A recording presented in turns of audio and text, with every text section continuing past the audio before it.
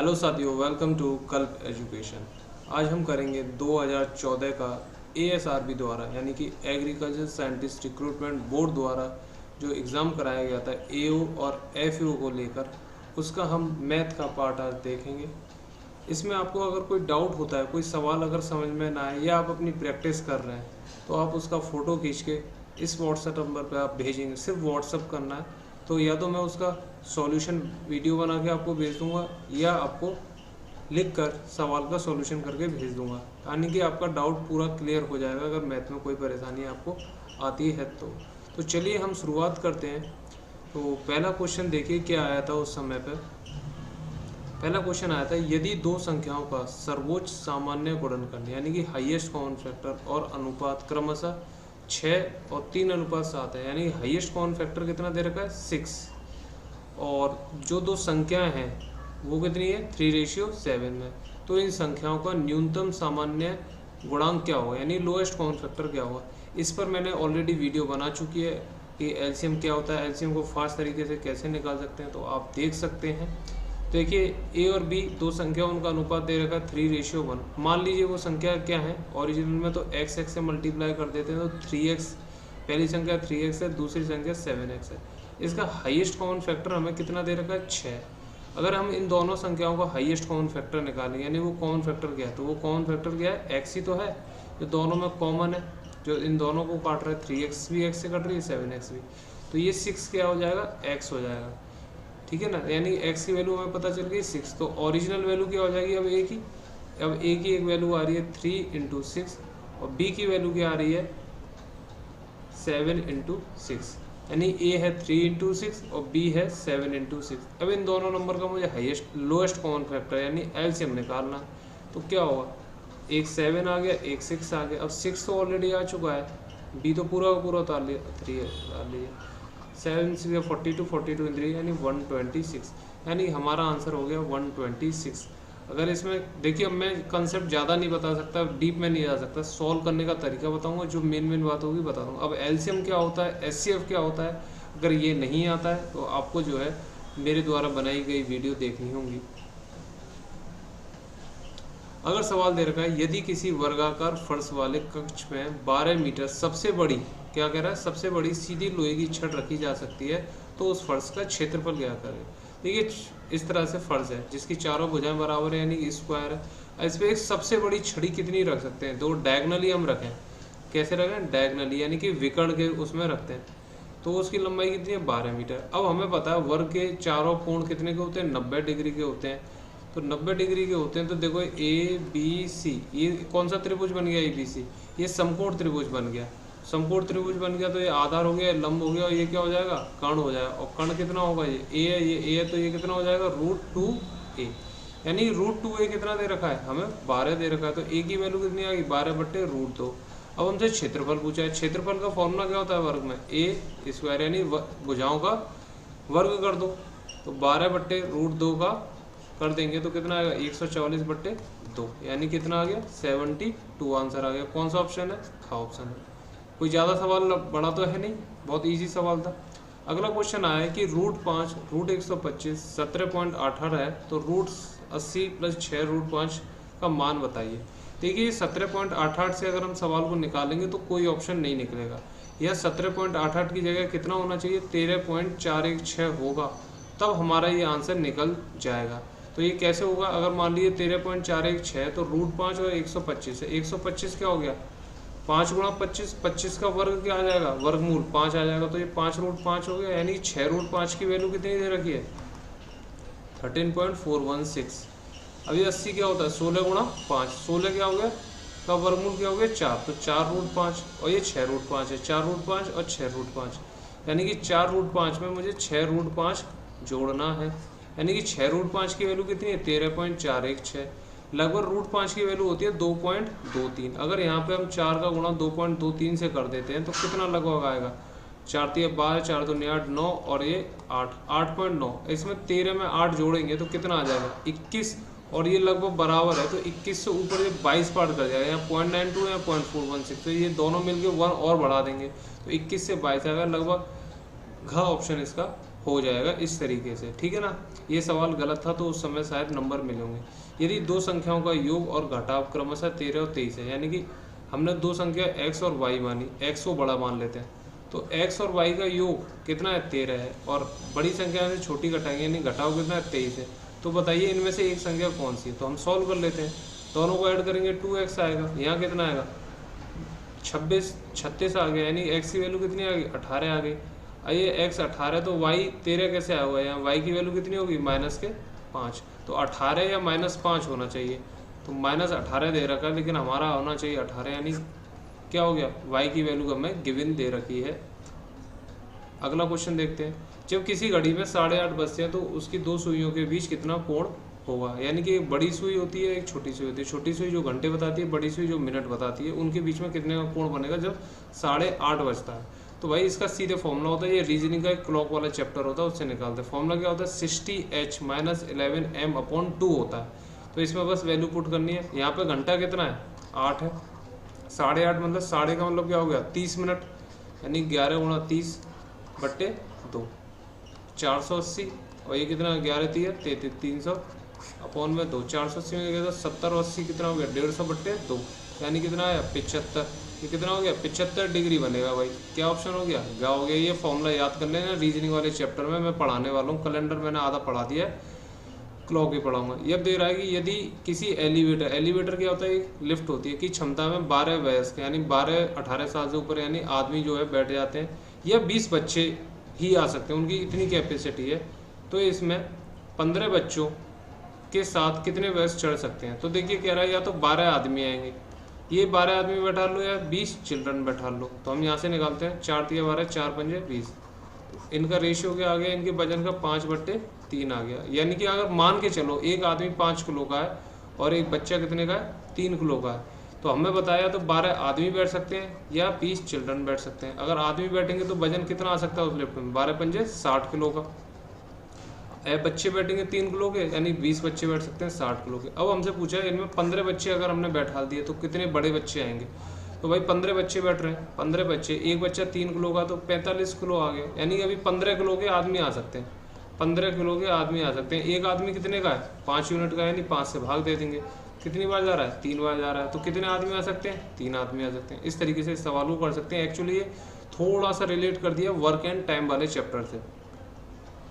अब ये कह रहा है यदि 2 साड़ियों और 4 कमीजों का मूल्य 1600 रुपये है, ठीक है, इसी राशि से एक साड़ी और 6 कमीजें खरीदना संभव है, खरीद सकते हैं, यानी 2 साड़ी 4 कमीज खरीदूँ या एक साड़ी 6 कमीज खरीदूँ 1600 में आ जाएंगे।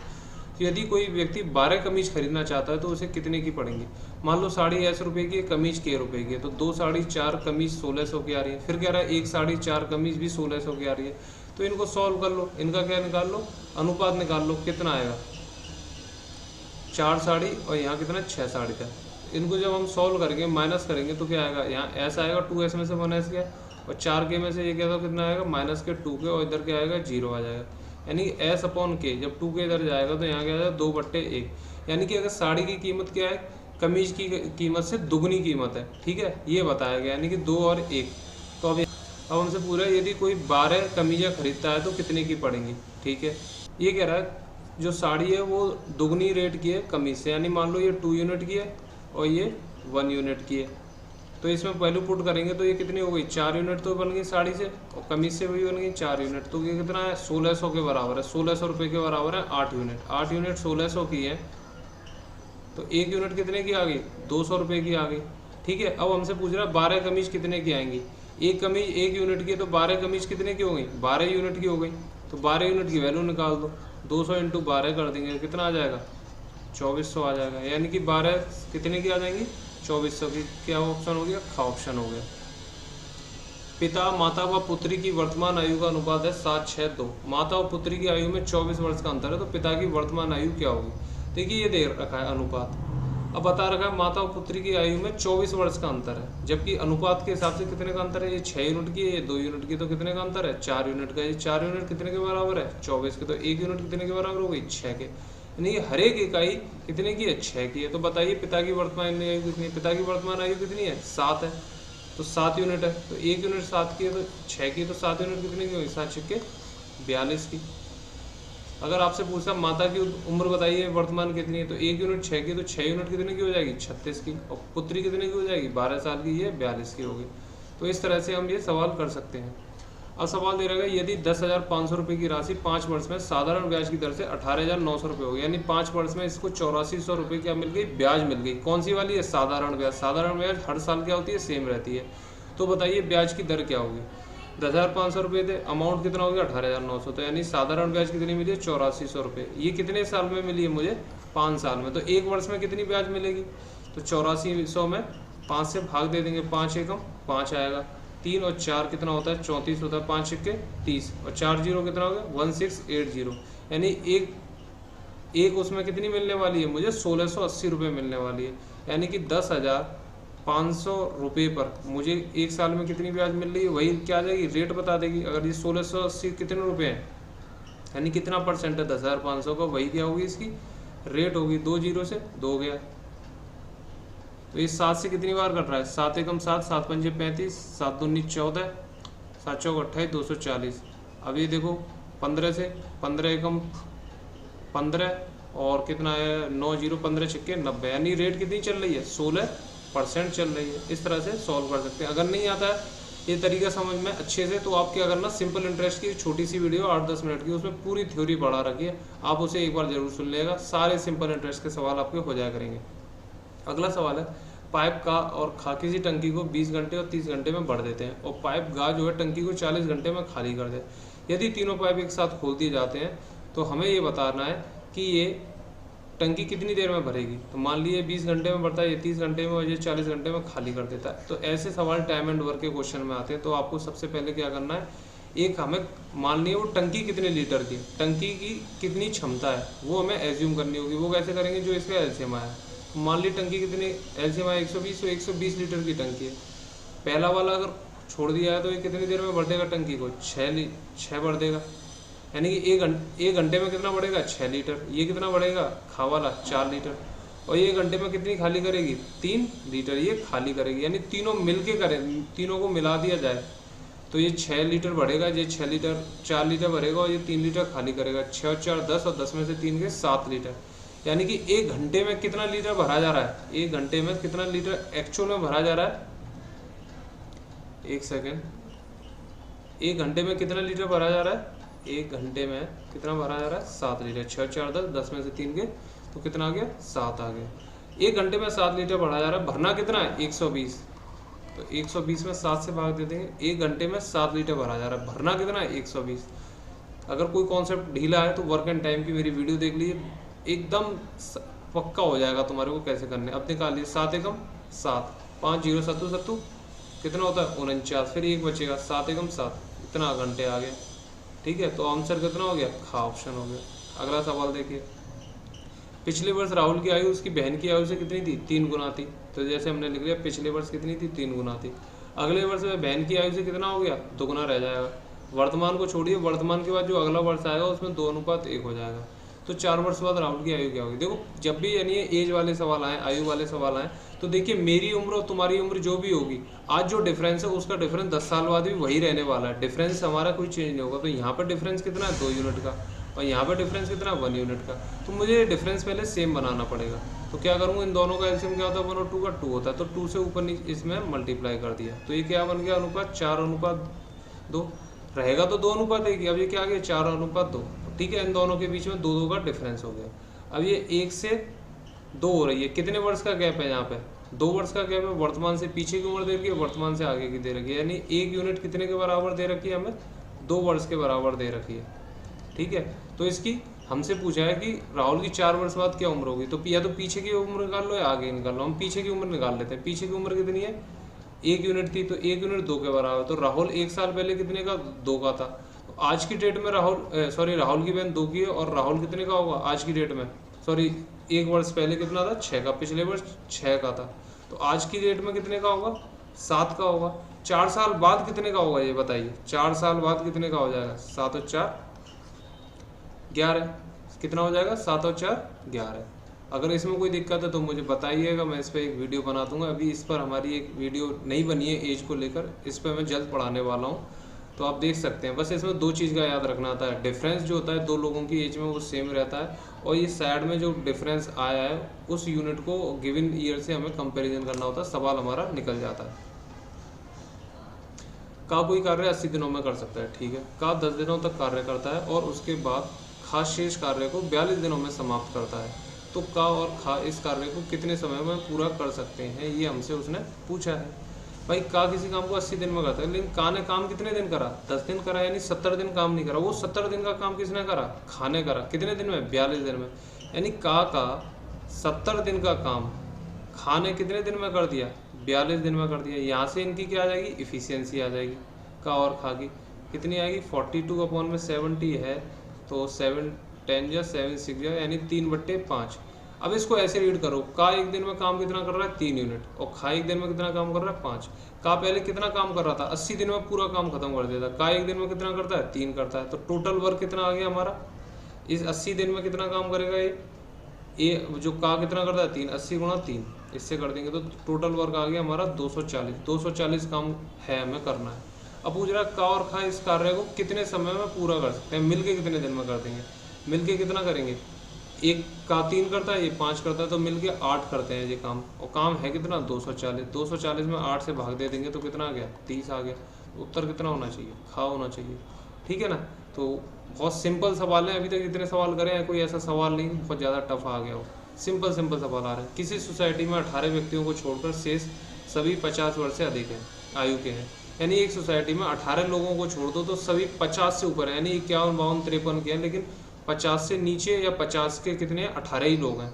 तो बताइए अभी क्या कर रहा है, 15 की आयु 50 वर्ष से कम है, और उन 18 में से 15 ऐसे लोग हैं जिनकी आयु 50 से कम है, यानी कि वो 49 साल से छोटे हैं, 49 के हैं या 49 से छोटे हैं। तो ऐसे कितने लोग हैं, 15। तो ठीक 50 वर्ष की आयु वाले कितने लोग हैं। अब 18 लोग बचे थे जो 50 वर्ष से कम थे या 50 के थे, तो उसमें से 50 वर्ष से कम वाले की हमें बता रहे कि 15 है, तो ये कितने हो गए, 3, तभी तो 18 बना। ऐसे कितने लोग हैं जो एग्जैक्ट 50 के हैं, वो 3 लोग हैं। उत्तर आ गया हमारा ये। अब कह रहा है यदि कोई नौका धारा की विपरीत दिशा में चले और धारा की दिशा में चले तो 14 किलोमीटर प्रति घंटा और 24 किलोमीटर प्रति घंटा की गति से चल रही है। अगर धारा ये चल रही है और नौका इधर चल रही है तो भाई उसको दिक्कत होगी चलाने में। तो धारा की चाल अगर मैंने S मान ली और नौका की चाल B मान ली, अगर नौका आगे बढ़ती जा रही है इसका मतलब नौका की चाल जो है धारा की चाल से ज़्यादा है, लेकिन क्या हो रही है, कम हो रही है, तो B- है। यानी कि धारा की विपरीत दिशा में चलते हैं तो हमारी जो नेट स्पीड है वो क्या हो जाएगी, कम हो जाएगी। और धारा की दिशा में चलेंगे, फ्लो में चलेंगे तो हम बहुत तेज़ी से स्पीड से बढ़ेंगे। क्यों, क्योंकि बोट की स्पीड और आपकी जो धारा की चाल है वो मैंने S मानी है, वो क्या होगी, दोनों जुड़ जाएंगी। अब हमें बता रखा है जब विपरीत दिशा में चलती है तो 14 है और साथ में चलती है तो 24 है। तो हमें बताइए धारा की चाल बताइए, यानी S की वैल्यू बतानी है। यानी इसमें से इसको घटा दूँ, 24 में से 14 गया तो कितना आएगा, 10। इसमें से इसमें गया तो 2S, और ये B से B कट गया 0, यानी S की वैल्यू कितनी आ रही है, 5 आ रही है। S की वैल्यू कितनी आ रही है, यानी कि धारा की गति कितनी आ गई, 5 आ गई।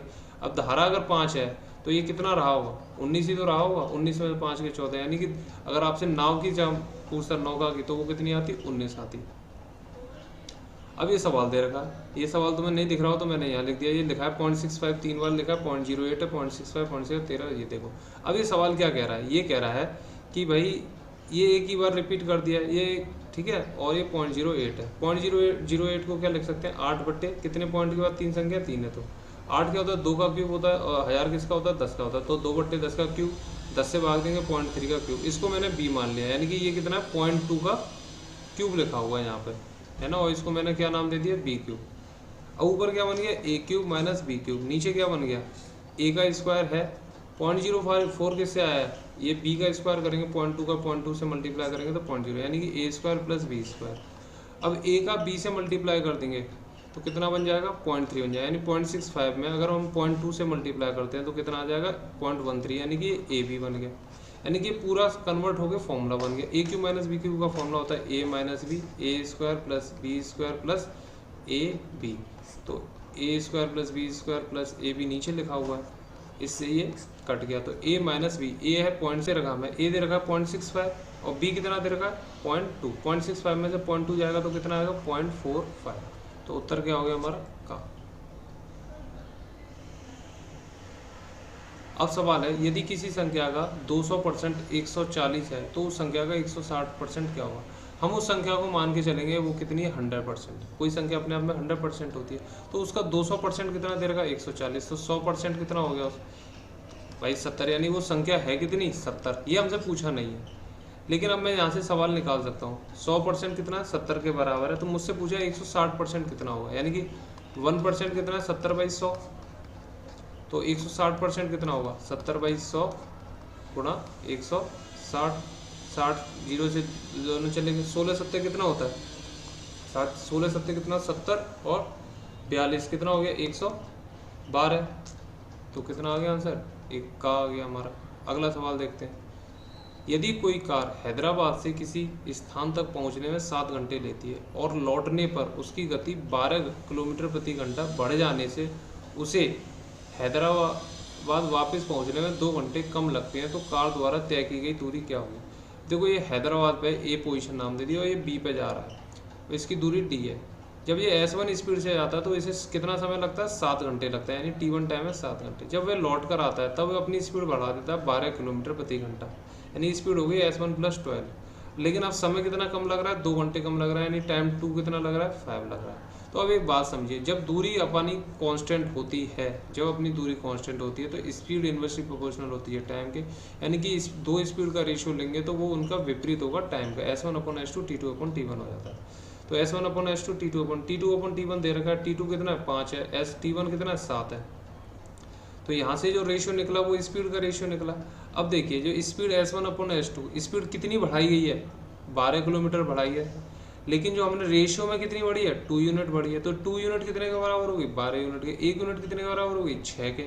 तो अगर मुझे पहली वाली स्पीड पता करनी हो कितनी है 5 यूनिट की है, तो 1 यूनिट 6 की, तो 5 यूनिट कितने की होगी 30 किलोमीटर प्रति घंटे की, तो पहली स्पीड कितने की आ गई 30 की। अगर मुझे दूसरी स्पीड पता करनी होती कि इसने 12 किलोमीटर बढ़ाई थी तो कितनी हो गई थी, वो 7 यूनिट होती, 7 यूनिट करता तो ये कितना आ जाता 42 आ जाता है, यानी दूसरी स्पीड क्या होती kmph। ये जरूरत नहीं है, लेकिन हमें S1 की पता है। अब S1 पता चल गया मुझे कितना है 30 है, टाइम कितना ले रहा है 7 घंटे। डिस्टेंस का फॉर्मूला क्या होता है स्पीड इनटू टाइम, तो इसमें कितना है 30 × 7 कर देंगे तो कितना आएगा 210, 210 किलोमीटर दूर गए वो हैदराबाद से। अब ये कह रहा है यदि x/2y 3/2 है तो बताइए कितना होगा। अब भाई x/2y 3/2 है तो 2 से 2 कट गया, तो x की वैल्यू कितनी आएगी 3y। इस 3y को इधर रख देंगे तो कितना आएगा x में 7x है तो कितना बन जाएगा 21y, 4y अपॉन में 3y में से 2y जाएगा तो y आ गया 21 और ये कितना आ गया 25y अपॉन में y से y कट गया तो कितना आया 25 आया। इसको सॉल्व करोगे तो आंसर क्या हो गया 25 हो गया। अब देखो ये सवाल दे रखा है, ये सवाल मैंने 3 मेथडों से बता दिया है, लेकिन इसमें थोड़ी कैलकुलेशन वाला सवाल है। सवाल बिल्कुल तुच्छ सवाल है, कुछ है ही नहीं। मैंने इस पर वीडियो बना रखी है परसेंटेज की, आप देख सकते हैं क्या है।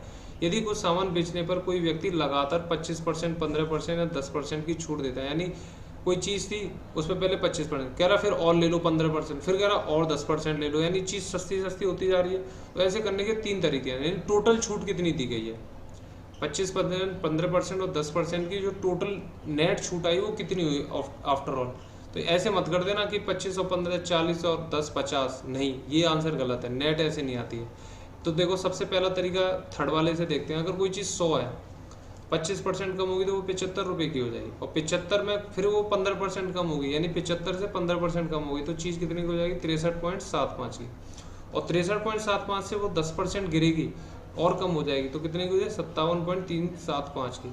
यानी कि 100 से कोई चीज़ 100 रुपये की चीज़ कितने में दे रहा है वो 57.375 में, तो कितने की छूट दे रहा है 42.625 की। अब ये 42.625 100 के कंपेरिजन में कितना परसेंट है, तो बट्टे 100 × 100 कर देंगे तो कितना आ रहा है 42.625 की छूट दे रहा है। 42 के नज़दीक कौन सा नंबर है हमारा, इसमें अप्रोक्सीमेटली घा नंबर है। दूसरा तरीका क्या होता है डायरेक्ट मेथड होता है, छूट का फॉर्मूला होता है -x - y + x × यानी 2 छूट दे रखी है वो ले लो पहले, तो मैंने 25 और 15 ले ली, तो टोटल डिस्काउंट 25 और 15 से कितना मिलता है 36.25 का। अब ये कंबाइन होके एक बन गई है छूट 15 और 25, तो अब फॉर्मूला फिर से लगा दो यही वाला। अब x मान लो 36.25 को और y मान लो किसको 10 को। जब हम ये लगाएंगे तो नेट छूट कितने की आ रही है 42.625। अब सबसे सरल तरीका क्या होता है ये देखिए, 25% कितना होता है 1/4, कैसे आया, परसेंट का साइन हटाओ, नीचे 100 काट दो, 15% में परसेंट का साइन हटाओ, 3/20 आ गया।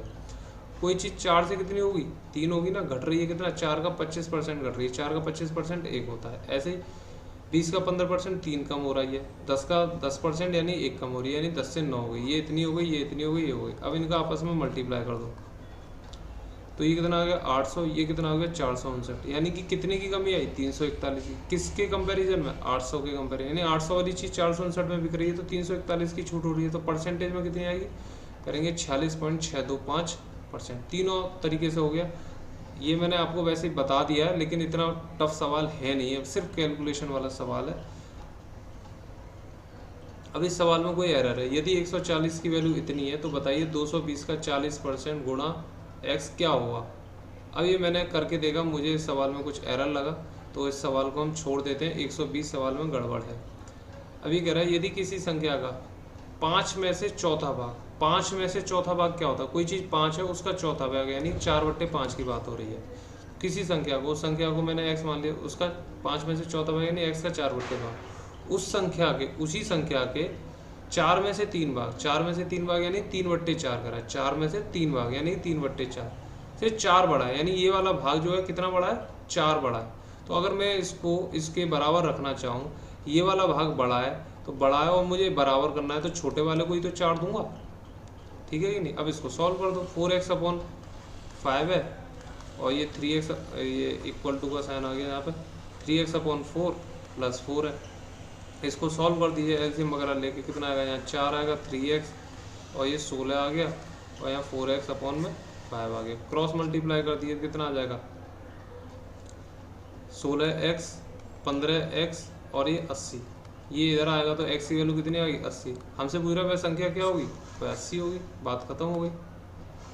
अब सवाल कह रहा है यदि किसी संख्या को 12% बढ़ा दिया जाता है और बढ़ी हुई संख्या को 14% घटा दिया जाता है तो संख्या में कुल घटाव कितना होगा। तो भाई वही तरीके से सवाल है, डिस्काउंट में घटता जाता है, इसमें एक बार बढ़ रहा है, एक बार घट रहा है।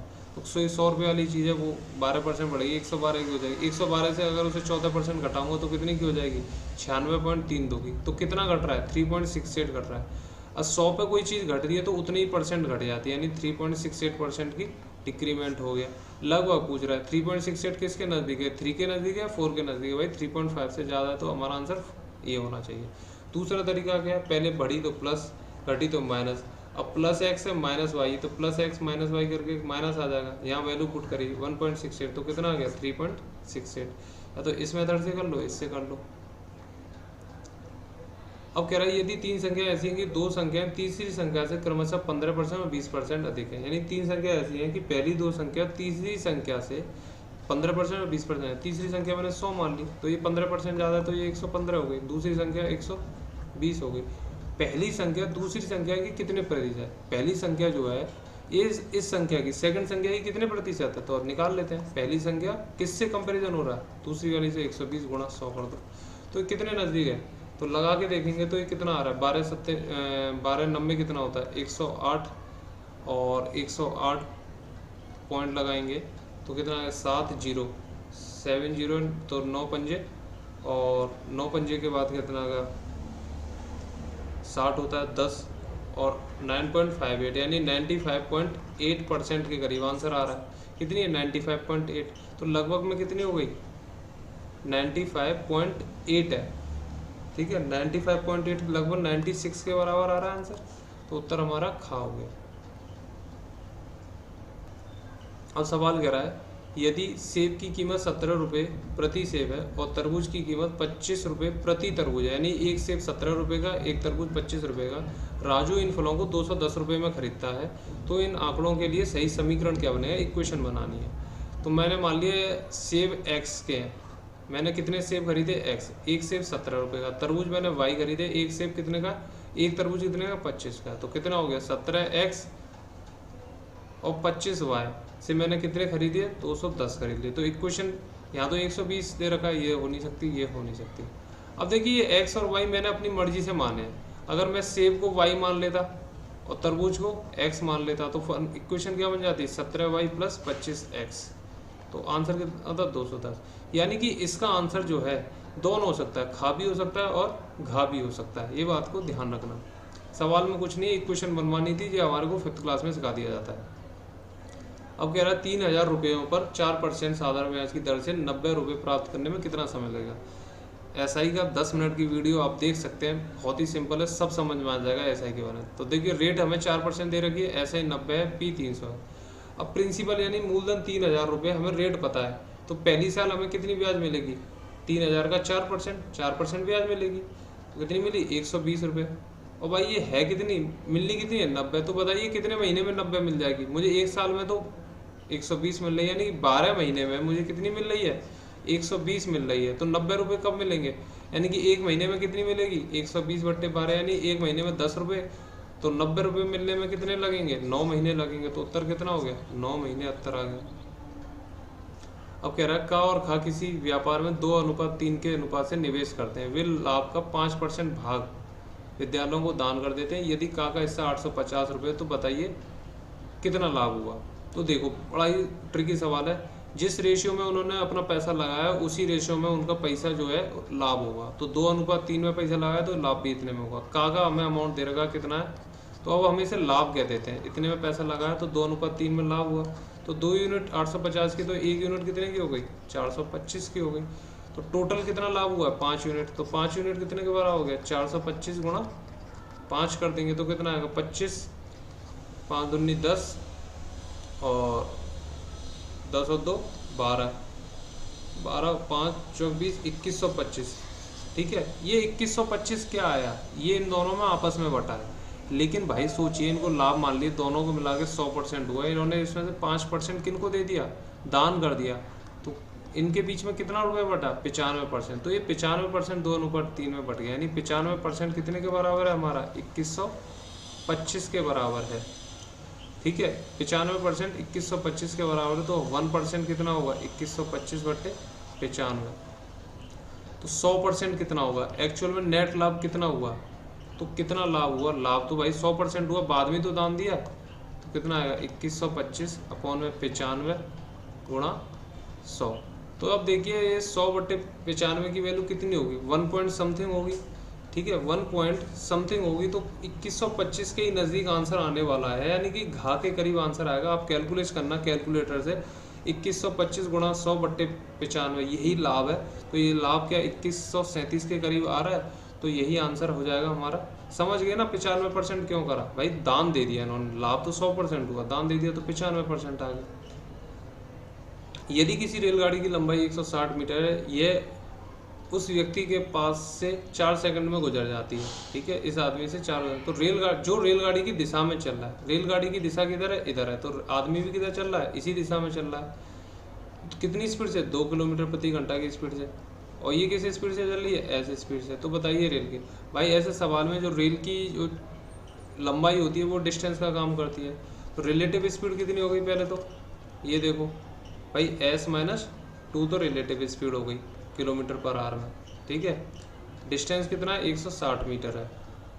अब हमें बताइए क्या निकालना है, हमें टाइम हमें दे रखा कितनी सेकंड में, 4 सेकंड में पार कर। स्पीड का फॉर्मूला क्या होता है, डिस्टेंस अपॉन टाइम। ठीक है ना, तो स्पीड कितनी दे रखी है, S-2 और डिस्टेंस कितना दे रखा है, 160/4। लेकिन यहाँ स्पीड मैंने ये S km/h में मानी है, 2 भी km/h में दे रखा है, यह मीटर पर सेकंड है। तो इसको मीटर पर सेकंड में करने के लिए 5/18 से दे देंगे भाग। अब देखो 5 से कितनी बार जाएगा, 5 से 15, 5 दूनी ये, 4 से कितनी बार जाएगा, 8 बार जाएगा। अब S-2 है, 18 गुणा 8 कितना होता है, 18 गुणा 8 कितना हो गया, 2 64 और 8 एकम 8 कितना आ गया, 144। तो S की वैल्यू कितनी आ गई, 146 किलोमीटर प्रति घंटा। यानी ट्रेन किस स्पीड से चल रही है, 146 प्रति घंटा से। अब इस सवाल में एक डाउट हो सकता है कि रेलगाड़ी की दिशा में चल रहा है, इसका मतलब इधर चल रहा है कि इधर चल रहा है। अगर इधर चलेगा तो सवाल का आंसर कितना आएगा, कुछ और आएगा। ठीक है, और यानी कि 142 आएगा, और इधर चलेगा इस दिशा में तो 146 आ रहा है। तो ये डाउट ध्यान रखना कि हमें नहीं करना है। अब एक सवाल है 2/3 और ये सबका मूल्यांकन करना है। तो देखिए A/B है, इस पर पावर अगर पॉजिटिव है, अगर इनको उल्टा कर दें, रेसिप्रोकल ले लें, B/A तो पावर -2 हो जाती है। बस यही इस सवाल में लगाना है। तो देखो 2 पे पावर 2 है, 3 पे पावर 2 है, पावर बढ़ जाती है।